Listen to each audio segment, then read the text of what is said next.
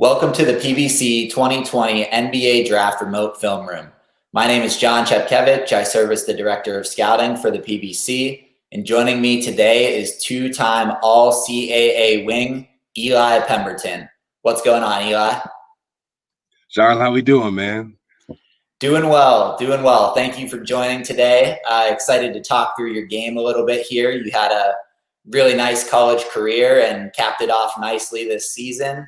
I know the season kind of ended unexpectedly, and now, unfortunately for you, the pre-draft process is really up in the air in these uncertain times. But, in light of that, wanted to come on here and just talk some shop about some of your game film and, go through some of your strengths that translate to the next level, maybe a couple minor improvement areas, and just, get a gauge as to how you see the game. Absolutely. I'm ready to get going, man. I appreciate it. All right, let's do it. So we're going to start here with some of your strengths on the offensive side of the ball. And I think you particularly excel in pulling up from deep. So we'll see you start a little bit of a secondary break here. You're filling in on the wing. Yeah, so just pretty much on this play right here, I was trying to get downhill. My first thought process is I see the defender sitting back in the paint. Yep. I know I'm athletic enough that I could probably split that. So I used a quick hesitation. I think I put it between my legs, use a hesitation, see if he bite. He didn't bite. And use the screen for my guy, Isaac. You go under the screen, you got to knock his head off with that one. That's got to be a given. So just pulled up behind the screen, making those reads, and just pretty simple, basic stuff right there. Yeah, I thought that was great. And your handle package firstly to kind of size the guy up. And then, like you said, when he went under, you just killed him with it. And I think that is a kind of repeating theme throughout these, is that you punish when the defense, reacts in a way that gives you some space. Yeah, earlier in the season, I wasn't really making threes, so guys started going under. But my coaching staff believed in me. I wasn't going to stop that three from shooting. Yeah, I mean, you're a good shooter. You're, I think, career 38, 39% three-point shooter, shot 85% from the line this year. So eventually it was going to click, even if you started slow, right? Right. You want to maybe go through this one here? Yeah, so I'm getting guarded by Nate Darlin. We're running cross out right now. So I got the ball on the outside right on the left wing. I see that he was guarding me back pretty far. Everybody knows that I'm trying to get downhill. That's my first reaction. Yeah. So once I use the screen, I seen him go under early. It was kind of poor defense on his end because he already gave me too much space. Yeah. So once I seen that, just got to take a step back, square myself up, and let it go. Yeah, and that one's definitely from NBA range there. And again, great recognition by you in reading this ball screen. Anytime someone goes under, I mean, I like how you kind of immediately recognize that he's going under and don't even take an extra dribble to the right. You immediately just kind of pull it back to your left. So there's no way he's getting through that screen, and you have a clean alley there to put up a three. Exactly. Just didn't want to waste any motion, because if I took that extra dribble, I probably could have got a closer three, but probably would have had a better contest on that shot. Yeah, exactly. So just thought that was really well done there. Now we'll move on to this next clip here. Oh yeah, this is another one. Just created some separation from my guy. Always the personnel on me is everybody knows I want to attack downhill. So my guy goes straight under that screen, and just like the last two, bang, top of the key, go under the screen. Just gotta let it go. Yeah, and you want to get to the game situation here too, right? If you see you're down by two, second half, big moment. This was a crazy game. Every year, every time I'm down at UNCW, it doesn't matter if they're first place or last place. These guys are going to give you a run for your money. So right here, about minute 45 left. DeJour actually hurt his hand, so we weren't getting a DeJour buoy game. So I just stepped up. He went on the screen, made a big shot, gave the guys momentum. We got a key defensive stop, I think the next one. And Isaac eventually scored like an and one layup to seal the game for us. Oh yeah, and I remember this one right here. Yep. So huge play in that last game. Now you're up against a high major team in UCLA. You want to talk through this one here after all this action? So this is a similar play that we ran on that first one. I think it was cross out.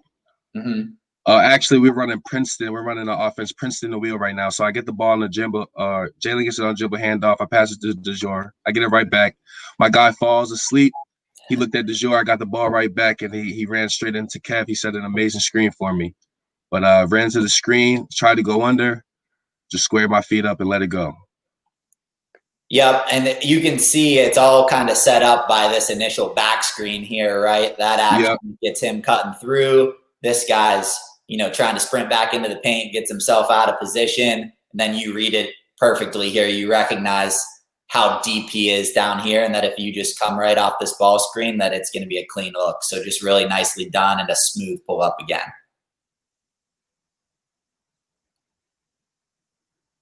Oh, yeah. Early against Delaware. Yeah, this is just I could definitely get carried away with rushing my offense, just trying to get downhill right there. All I had to do was come to just a jump stop, kick it out to my teammates. It was trying to do too much right there on that play. Right. And like you said, you like to get downhill, which is great. Like that's a great, mentality to have. But one of the improvement areas we wanted to touch on is that every once in a while, maybe you're, can get a little overly aggressive, and here maybe, like you were saying, kick it back out, or you might have had a little dump off to this big over here on the left block or something like that, right? So you get yourself caught up in a tough situation and travel there. Not a huge deal early in the game. Being aggressive is good, but just something to kind of be aware of. Right. Just pick your poison at the right times is definitely something I want to improve on the next phase of my game. Exactly. And just right here, not even being strong with the ball, And my coach emphasizes that, especially me being a big guard. I'm gonna have a lot of guys guarding me between like that 6'1" to 6'8" range, Right. Mutz, a long defender, he was bothering me. Kind of got in my grill right there, but just gotta be ball strong with that. Yeah, just something for, when you're at the next level, you project to be kind of a hybrid, 2/3, right? And you're gonna have to be able to handle the ball a little bit out on the wing here. Just be ready in these kind of situations where these pesky defenders are up in your grill and ready to handle that. And this was actually a key moment right here. I think it was like under a minute left. Yeah. We're playing Northeastern, and everybody knows how the Hofstra Northeastern games go. Just being careless with the ball again. I could have just held him on my hip, let the time go down, got too impatient. And he was kind of bothering me, so I tried to create space, but I didn't have to do all those moves. So yeah, and I think that's one of those where like normally if this is in the context of like earlier in the game, he's probably not going to take that kind of risk and go behind you and try to poke it out. But since they need to go late in the game, you just got to know that those kinds of things might be coming, right? Yeah, exactly. And just time and place. If I'm looking at the clock, I just got to stand still. If he's gonna reach, he's gonna foul me. My handle's tight enough to where I shouldn't let that happen. So yep. It's good to know that you're able to recognize those sorts of things and know it's not like a big glaring weakness in your game, but just something that like as you proceed forward into being a pro, that if you just brush up on it, it'll make you just that much more consistently lethal on the offensive end. Absolutely. Just those little tweaks in the game that honestly, those are the biggest thing for players like myself. Just raw talent, trying to fix all the minuscule things to get my game to elevate at that next level. Exactly. So now we're going to go over to the defensive end here, where I feel that you do a really great job of communicating with your teammates at all times, kind of pointing out actions and then verbally communicating as well. And then also being a disruptor of plays and making impact kind of deflections and steals, getting in passing lanes. I think you do a really nice job as a versatile defender on that end. So we're going to let this first one run here against Drexel. Yeah, so we play a really good zone. Honestly, I don't know if I could call it a matchup, but we just get to our spots. So I usually play down low on the wing. So right there, that's just the switch in our rotations right there. Shot clock's getting low. Just try to keep my hand in the pocket and disrupt the defense right there. Yeah, and I mean, in the NBA, there might not be all that much sort of matchup zone run, but some teams are kind of going to it a little more than they historically have. Like you see the Miami Heat run quite a bit of a similar kind of scheme here. And I think, knowing that and having that in the back of your head and the experience in doing that is huge. Yeah. I wasn't a fan of the 2-3 coming into college until Coach Fairley, man. That guy's a wizard with the 2-3. And this is honestly a great matchup defense.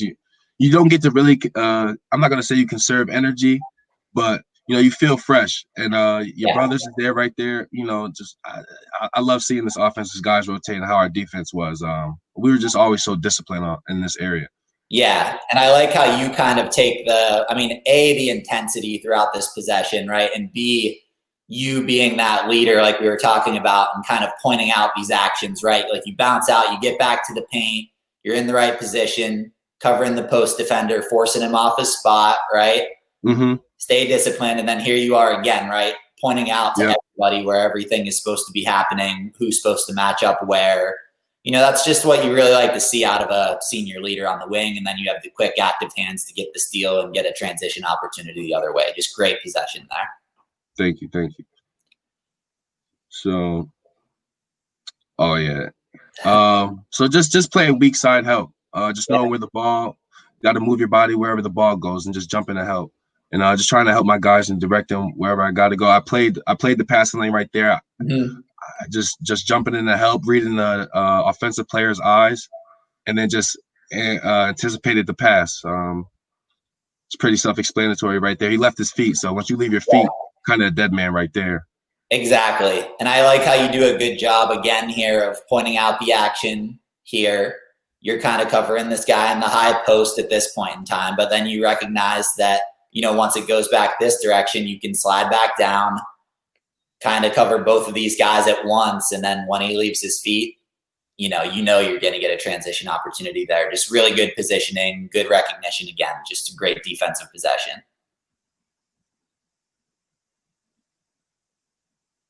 Next, we're starting baseline out of bounds. Go ahead. You can take it away with this one. Yeah. So usually we do a Denver out of bounds. Denver's just match up man to man, switch on screens and everything. Yeah. So I just took the guy at the high post there big. Isaac had to come out to the corner. He's not good at those places. He's our center. He's in the middle. So once they passed it to the guard, Cam Winter, just had a switch on him.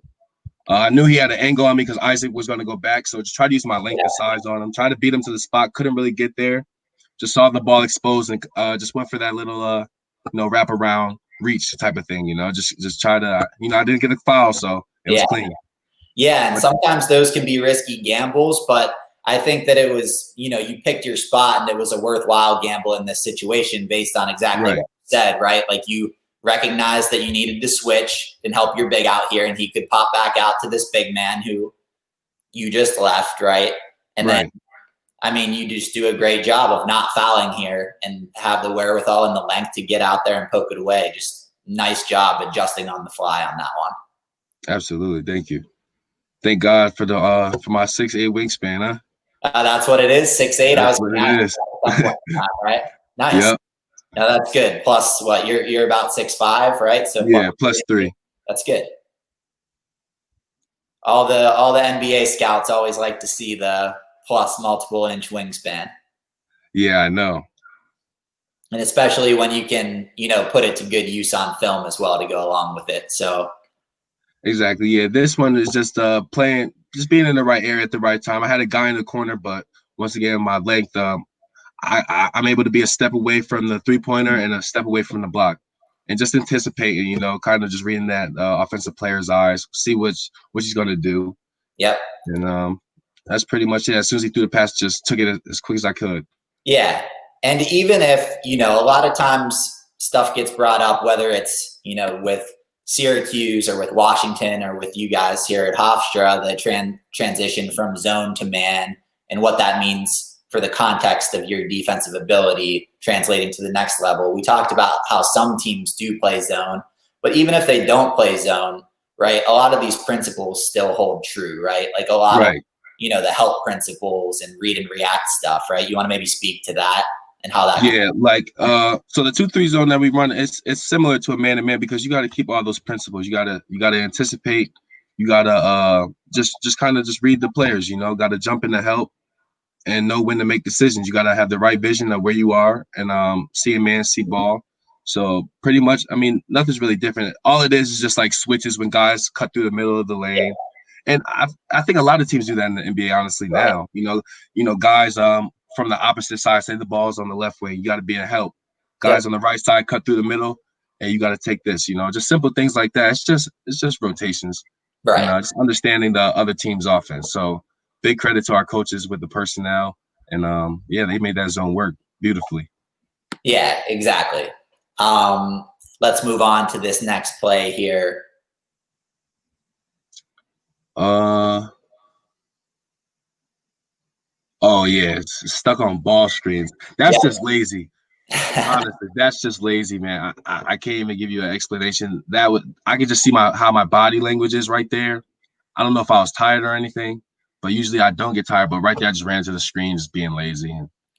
Yeah, and Yeah, I think you are usually pretty engaged and consistent on the defensive end, but yeah, I wanted to point out a few minor areas of like fighting over ball screens and stuff that, right, every once in a while you might have a lapse, and just, as you transition to being a pro in the role that you're going to be in, you're going to need to make sure that you're, engaged at all times in these sort of situations and don't get caught up like you did in these couple of plays here, right? right. And they ran a good double ball screen right there. That was a great play. Just didn't switch up high enough on that one. So Yeah, exactly. I mean, and he just gets you pretty good there. It seemed like you even might have got Charlie Horst on that one. You yeah, got got kneed in the thigh. I remember that. yeah. And here's one more. Trying to see which one. Oh, that's me at the top of the key right there. Yeah. Yeah. See, things like that's like communication errors that the Right. big got to talk to me too, Yeah. because even with me sagging, I know the person that player wasn't really a jump shooter, so I had enough room to kind of sag back on him, Yeah. but just gotta just let me know. That's my boy Isaac right there, man. Yeah.